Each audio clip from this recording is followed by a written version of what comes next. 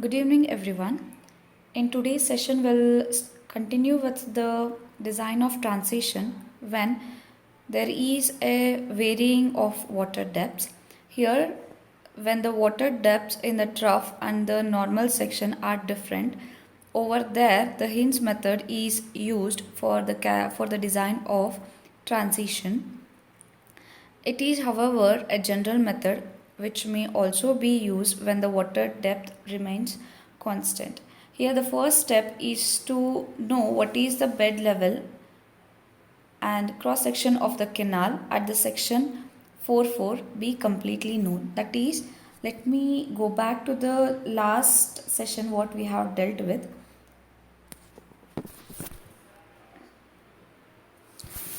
Over here, this is your transition, this is your trough, and this is your transition part, this is your transition part. So these transition is finally going to be attached to the canal. This will be one canal and here it is a canal. So the canal is going to be connected with these transitions. Here, first step in the Hinds method is that the bed level of the canal, that is this level, is being known, and the cross section of the canal at the section, this section is being known completely.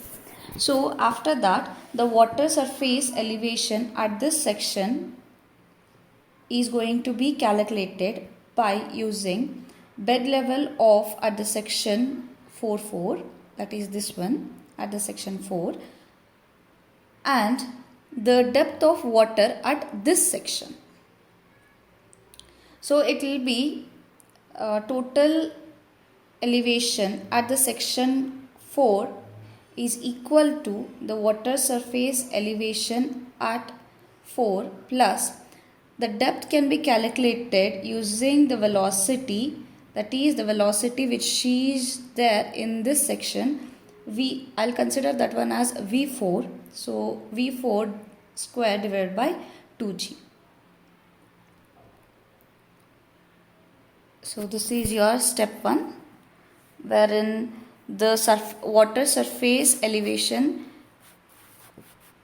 over here at the 4 is equal to the bed level at 4 plus the depth of water at that section. So you will be getting the total elevation at the section 4. Next step is that we have to find out what are the total energy losses which is being taken place in between section 3 and section 4. That is the distance where the transition is being started and it is being ended. Okay, that is going to given by an that is called as an expansion. Wait, this is the trough, and from this section, third section, to the fourth section, it is been expanding, right? So it is called as an expansion. So the energy losses at this section is given by the formula 0.3 into the difference of these two velocities, or else you can even say it as the depth of these two sections, water depth at these two sections. So it will be y3 minus y4. So the equation will be 0.3 times of y3 minus y4. So here the depth can be calculated using the velocity at this section. For the y3, it can be written as V3 square divided by 2g, and for this section for y4 it can be written as V4 square divided by 2g. So the equation for the energy losses at this expansion is given by 0.3 of V3 square minus V4 square divided by 2g. Next, since the trough dimension at this section 3 are known, so here V3 is also known. So the elevation, the total elevation at the V3, that section 3, is also known. So we have to calculate it. It will be total elevation at section 3 is equal to total elevation at 4 plus 0.3 times of this one, energy losses. Finally we have to add on. Finally we'll be getting the water surface elevation at the section 3, that is total elevation minus V3 square divided by 2G. So using this one, we have to calculate what is the bed level at the section 3. Next, we have to calculate what is the energy loss at the section 2 and 3. So here, let me write a diagram. Sorry. So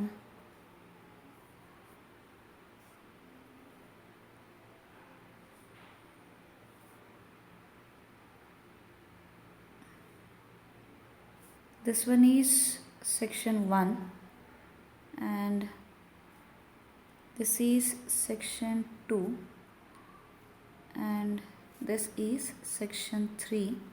Finally this one is section 4.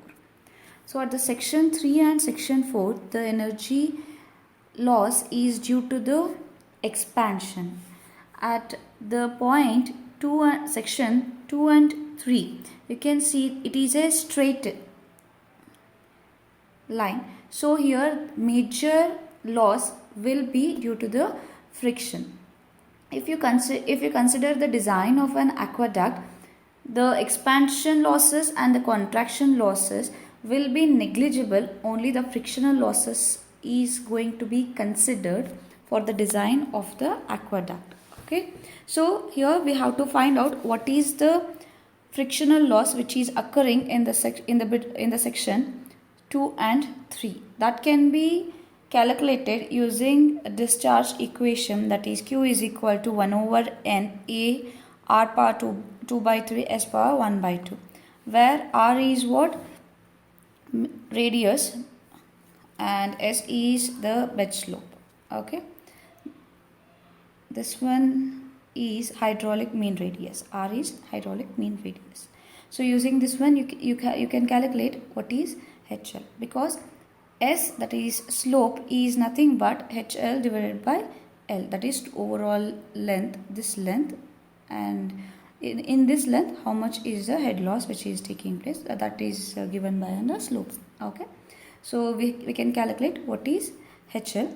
Using this, then we have to find out as usual elevation of at the section 2 using the total elevation at 3 and the loss, considering the loss, and finally we have to calculate what is the water surface at the section 2 and finally the bed level at the section 2. Next we have to calculate what is the loss through the section 1 and 2. Over here in this 1 and 2 there is an contraction, it is been taking place. So you have to find out the head loss due to the contraction. So it will be the step 4, wherein the energy loss is due to contraction between the section 1 and 2. That may be taken as 0.2 into V2 square minus V1 square divided by 2G. So these losses concept, everything you have been studied in the third semester. Go through it. Okay, and finally we can calculate the elevation and bed level. So this is about the calculation of energy losses. So finally we got to know the bed levels at each section and water surface at the each section, as well as the total elevation level at 4 sections. Okay, now using these things we can draw the total energy line and bed line. Next we have to calculate what is the drop. So here you can see in the section 1 and section 2 there is a drop, right? So we have to calculate what will be the drop in this one. So that is the step 6. Here in the contraction and transition from the section 1 to section 2 there is a drop in the water surface due to the drop in the energy line and increase in the velocity head at the section 2. So here we let the length of the contraction transition be 2x1. This is we have considered it as the length of the contraction be 2x1 and the drop in the water surface be 2y1. This is the normal height of the water and this is the drop. And thus the middle point at the transition of this is a middle point of this transition, that is normal water which is moving and there is a sudden drop. So that point is an center point of these two transition that will be considered as the distance x1 in the horizontal from the section 1 and from the energy head or energy line we can consider that one as y1. So taking the water surface at the section 1 as an origin, the equation of the parabola may be written as y is equal to cx square. This is the formula for the parabola. Now here the c value, c is nothing but y divided by x square, or you can even write it as y1 divided by x1 square overall, or else you can consider only that point. Okay, finally the y value will be equal to y1 divided by x1 square into x square. Using the above equation, the first parabolic curve may be plotted downstream and downwards from the origin at the section 1. Here the second parabola curve is exactly similar, but the origin on the water surface is at 2. Fine. So the next step is in an expansion transition from 3 to 4 there is a rise in the water surface. The water surface is determined in the same way as the contraction transition. So what you have done over here, the same thing will be doing for the another 7th step. Okay. Next, after all these, the 8th step is after the plotting of the water surface profile, the velocity head, that is HA, can be found by measuring the vertical distance between the total elevation and water surface line at any point. You can consider at any distance. So HA is equal to V square divided by 2G. We have to calculate what is the velocity. So your velocity is given by V is equal to square root of 2G into HA. Next we have to find out the cross section area using discharge velocity method. So area is equal to Q divided by V, as the bed line is also drawn before head and the depth at every section is known. In the trapezoidal channel of the bed width B and side slope Z is to 1, so your area will be, so you know how to calculate the area of a trapezoidal section, that is A is equal to BY plus ZY square. Fine. This then you have to, then the section A, at the section A, Y, Z are known and the bed width may be obtained from the equation 4. So here A is known, B is, sorry, only thing which is unknown is B, and Y you know, Z is known. You can calculate what is the bed width. Okay, this is about the Hinds method of designing of the transition. So now might be like you'll be having some confusions. We'll just discuss one simple problem. By that you can your doubts might be get cleared. Okay. So here the problem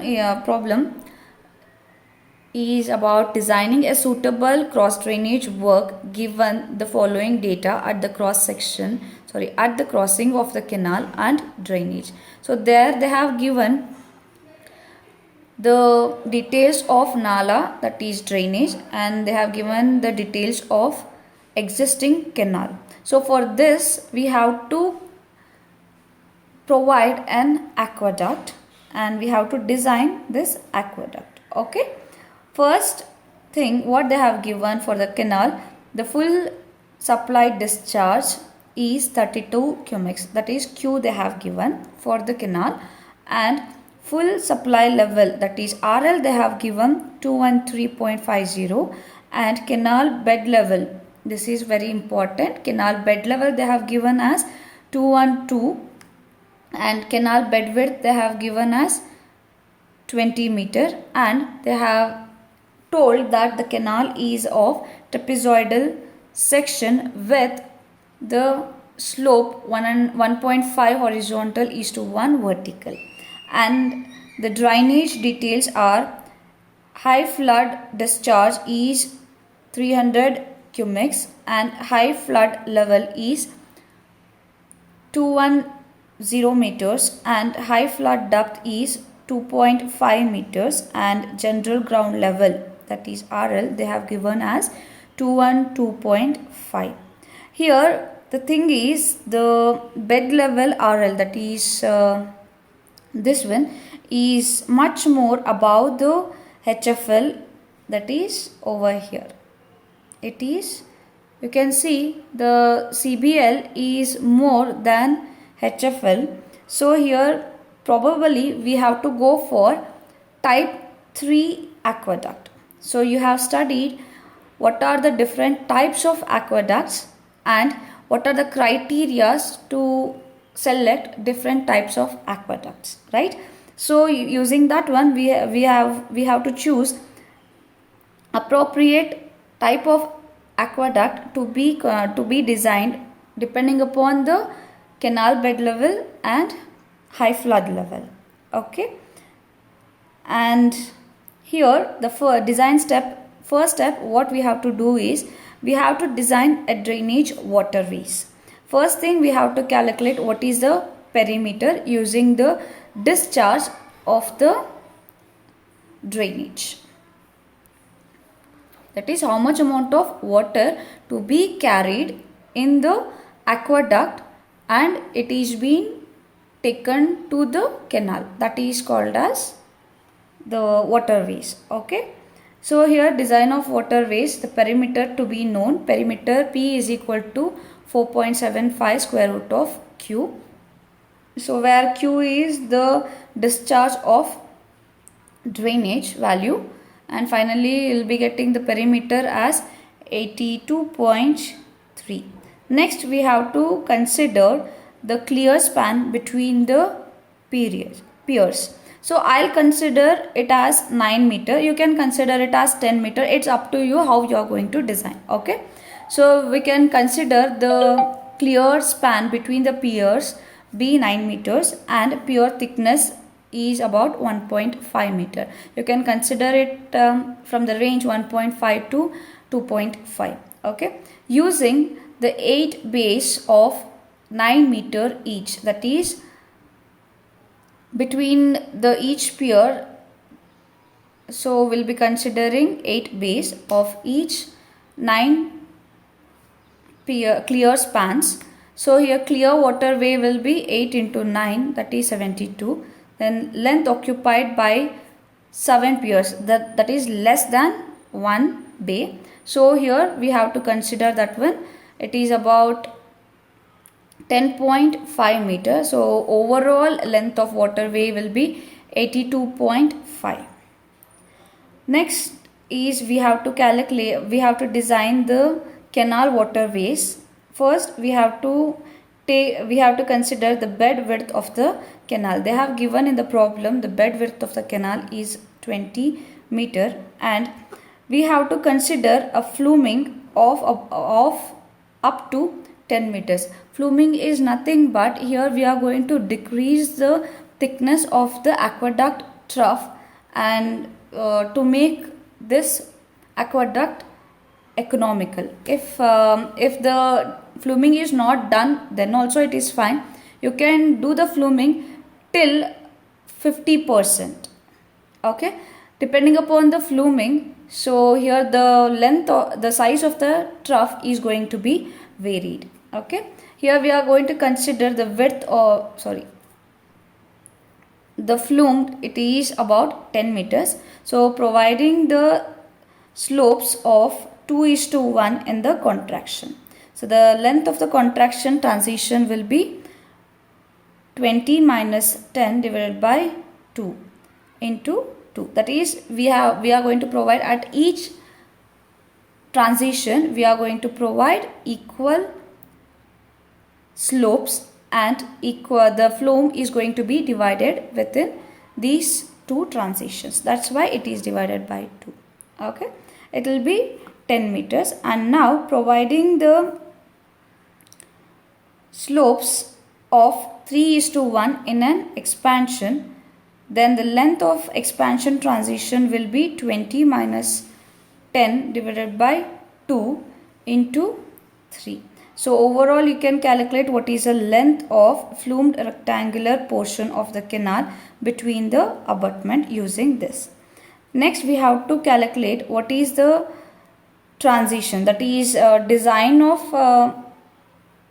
transition is being done, but we have to calculate what is the head loss and bed levels at different section. This one we have studied in Hind's method. Okay, so this is the section 1, section 2, section 3 and section 4, and this one is 20 meter width and this one is 10 meter. So this distance what we have calculated, that is the total length of waterway 82.5 meters, and here using the slope for an expansion 3:1, we have calculated what is the length of expansion and length of contraction we have calculated. So we have to calculate at the section what will be the head loss and bed levels and RL of total elevation at each section. So I will consider from here where the canal is going to be joined. Okay, first at the section 4, the area how we are going to calculate at this section. So area is given by B plus ZY into Y. So here B is your width of this 20 in plus Z is how much, that is horizontal distance, Z is H divided by V, that is 1.5 divided by 1, that is 1.5 into Y, that is water depth, will be 1.5 what we have considered it. Okay, that is pure thickness, and then finally you will be getting the value 33.75 meters square. Next, in the meanwhile, you have to calculate what is a velocity at the section 4 using area velocity, discharge calculation using area velocity method. So Q is equal to A into V. We want velocity, so V is equal to Q divided by A. So area you know, and discharge in the canal you know, that is 32 cubics. So finally the velocity will be 0.947 meter per second. And next you have to calculate what is your y4, that is depth of water. So it is being given by the formula V4 square divided by 2G. So you'll be getting the value 0.046 meter. Then using this one, you have to calculate what is the RL of the bed at the section 4 and RL of the surface water at 4 and RL of total elevation level at section 4. Okay. Here you will be considering the Y4 value. Okay. In the same way, you have to calculate what is the RL of the bed water surface and then RL of total elevation level at the section 3 and section 2 and section 1. So here in this picture you can see what is Bx x value x and then LF, that is contraction transition, that is length of the transition, and BF is the width of the trough and BN is the base width of the canal, and Bx is from the section 2 at some distance, say x, the base width of the transition. Okay. Now we have to calculate at the contraction transition what will be the Bx value and for the corresponding x value from the section 2 as a consideration. Okay. So it will be the equation Bx is equal to Bn Bf Lf divided by Bn Lf minus x into Bn minus Bf. So let me show you clearly the equation. We have to keep in mind that while doing the sections, we have sections there in the second, third and fourth sections. So there is a loss also, that is frictional loss, expansion loss and contraction loss. We have to add that also, and finally we have to calculate what is the bed level and then surface water level and finally total elevation level at those sections. Okay. Next step is to design the transition. So here the designing of transition will be taken place by Mitra's hyperbolic transitions. Here let me draw it.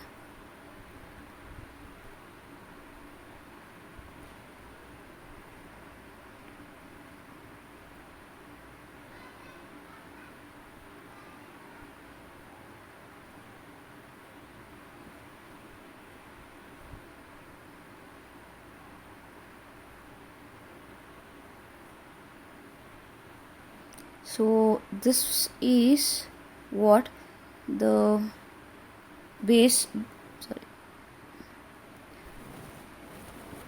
bed width of the canal. The same thing is going to be continued here, that is Bn, and at this transition,